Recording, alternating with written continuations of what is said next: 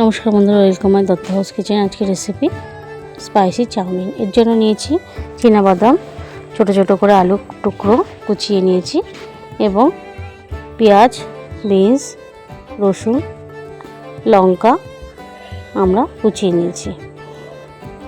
এরপর আমরা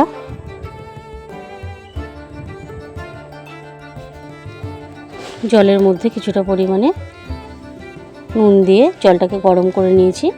ফুটে আসলে চাউমিনটা সিদ্ধ হয়ে আসলে আমরা উঠিয়ে নিয়েছি। এরপরে আমরা চীনাবাদামটাকে ভালোভাবে ভেজে নিয়েছি এবং ডিমের ভুজিয়া করে নিয়েছি।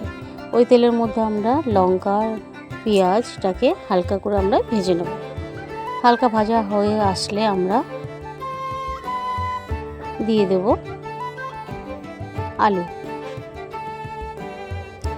আলুকে ছোট ছোট করে আমরা কুচিয়ে নিয়েছি। আমাদের রেসিপিগুলো ভালো লাগলে সাবস্ক্রাইব করবেন, কমেন্ট করবেন, শেয়ার করবেন। আপনাদের একটা লাইক, কমেন্ট, শেয়ার আমাদের নতুন ভিডিও করতে উৎসাহ জাগায়। কে কোথা থেকে দেখছেন বলবেন।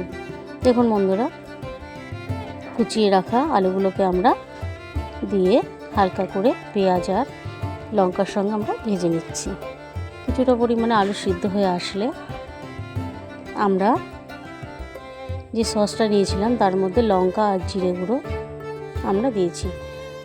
এটা একটু ঝালঝাল হবে যেহেতু স্পাইসি চাউমিন বলেছি, এর জন্য এরপরে আমরা দিয়ে নিচ্ছি বিনস, বাঁধাকপি ভালোভাবে আমরা আলুর সাথে ভেজে নিয়েছি। এরপরে আমরা সয়া সস, চিলি সসের ওই মিশ্রণটাকে আমরা দিয়ে কিছুটা কষিয়ে নিয়েছি। কিছুটা কষানোর পরে, খুব বেশি কষাতে হবে না, এরপরে আমরা চাউমিনগুলোকে দিয়ে দিলাম। চাউমিনগুলোকে নাড়াচাড়া করে নিয়ে আমরা নামিয়ে নিয়েছি।